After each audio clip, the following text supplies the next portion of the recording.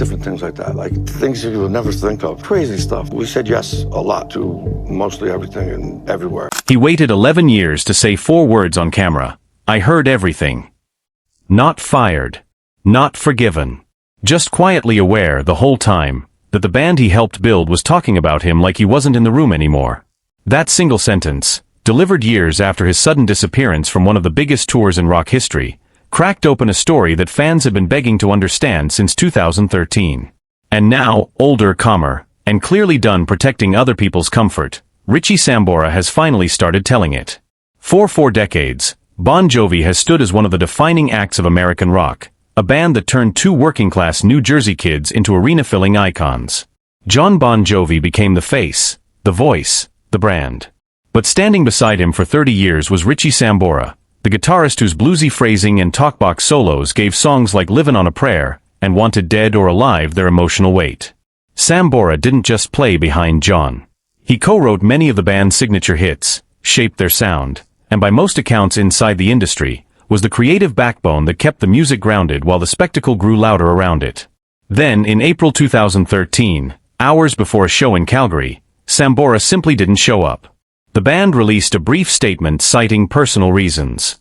No explanation, no timeline, no goodbye. For years afterward, both men said almost nothing specific about what happened, and the silence became its own kind of story, one that fans filled in with speculation about ego, addiction, money, and betrayal. What actually happened, according to what Sambora and those close to the band have since described, was messier and more human than any tabloid rumor. He had gone through rehab more than once, for alcohol and painkillers, in the years leading up to his exit. His marriage to actress Heather Locklear had ended, and their daughter Ava was entering her teenage years right as her parents' divorce played out in public. Sambora has said that period amounted to what he called a time of psychological maintenance for his family, a phrase that captures just how much was happening off stage while he was still expected to deliver flawless performances to sold-out stadiums night after night. For a long time, the band's public position was simple: he left, no explanation was owed, and the show went on. Phil X stepped in as touring guitarist, and Bon Jovi kept selling out arenas without missing a beat commercially. But behind that seamless transition was a friendship that had quietly gone cold long before the Calgary no-show ever happened. Sources close to the band have pointed to internal shifts dating back to the mid-2000s, when outside songwriters were brought in more heavily to shape the band's direction, a change that some insiders say gradually reduced Sambora's creative footprint even as his guitar work remained central to their live shows. It wasn't until 2024, with the release of the Hulu docuseries Thank You Goodnight, the Bon Jovi Story, that Sambora finally addressed his departure at length on camera, in his own words. The 4-part series, which included interviews with Jon Bon Jovi, keyboardist David Bryan, and drummer Tico Torres, gave Sambora space to explain a decision that fans had puzzled over for more than a decade. What he offered wasn't an attack on his former bandmate. It was something closer to a confession. He said he didn't regret the decision to leave, but he did regret how he handled it, and he apologized directly to both the fans and to what he called the guys, acknowledging that his abrupt exit left people confused and hurt. That apology mattered, but it wasn't the only revealing moment in the documentary. Sambora also spoke about feeling like he hadn't received much compassion when he tried to explain what he was going through at the time, noting that everyone experiences fame and personal struggle on a different timeline, and that his own timeline simply didn't match what the band needed from him in that moment. It's a quietly damning observation, not because it accuses anyone of cruelty, but because it suggests a machine that kept moving regardless of what its members were carrying privately. He described the process of walking away in stark terms, comparing it to the kind of disappearance a person might have to make if they were trying to leave a dangerous situation behind entirely, rather than simply stepping back from a job. Jon Bon Jovi's side of the story, offered in that same documentary and in interviews around its release, paints a picture of someone who felt blindsided and, in his own word, heartbroken. He has consistently maintained that there was no fight, no falling out over money, no dramatic confrontation that pushed Sambora out the door. Instead, he's described a bandmate who simply stopped showing up, leaving what he called a black hole on stage in front of 20,000 people. He said publicly that he still considers Sambora immensely talented, someone any musician would be lucky to call a collaborator, even while making clear that the band could not wait indefinitely for him to return.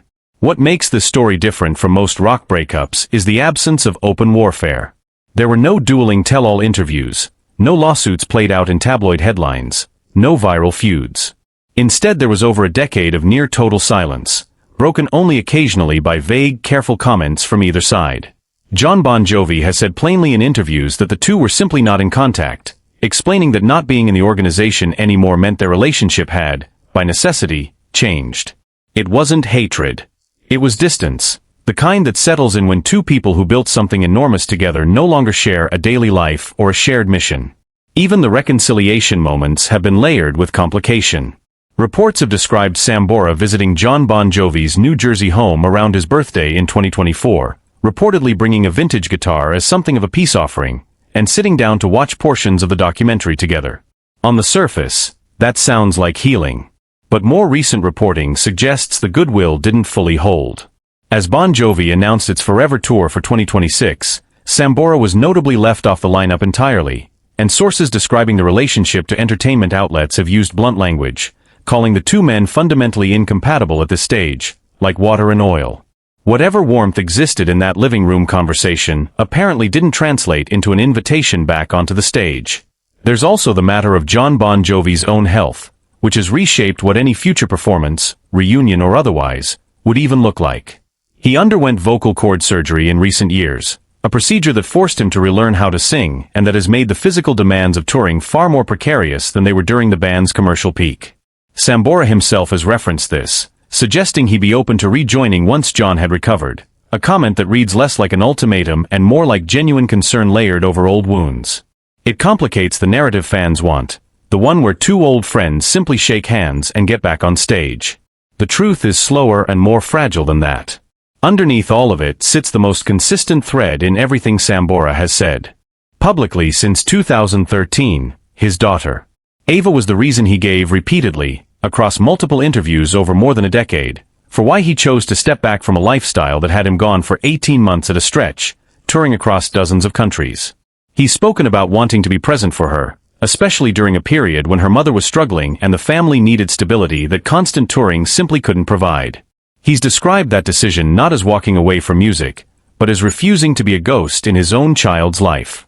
Whatever else gets debated about timing or communication or hurt feelings, that part of his account has remained steady and consistent for over a decade, which lends it a kind of credibility that shifting explanations rarely earn. What's striking, watching this story unfold across interviews, documentaries, and now fresh reporting about the 2026 tour, is how ordinary the wound actually is beneath all the rock and roll mythology. Two men built something extraordinary together, starting in New Jersey clubs and ending up in stadiums around the world. Then life happened, in the unglamorous ways it happens to anyone. Addiction. Divorce. A child who needed a present parent instead of a famous one. A body that couldn't keep pace with the demands of a decades-long career. None of it is unique to rock stars. It's just that there's played out with guitars and sold-out arenas as the backdrop, which made the eventual silence between them feel so much louder than it might have for anyone else. Sambora's decision to finally speak, even carefully, even years after the fact, doesn't erase the confusion or the pain his sudden exit caused. But it does something else that might matter more in the long run.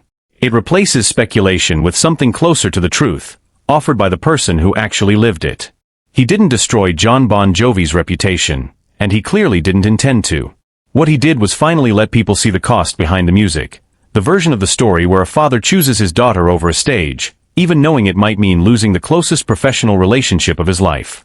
Whether or not the two men ever share a stage again, that choice, made quietly in 2013 and only explained years later, may end up being the most honest thing either of them has ever said about what fame actually takes from the people who live inside it.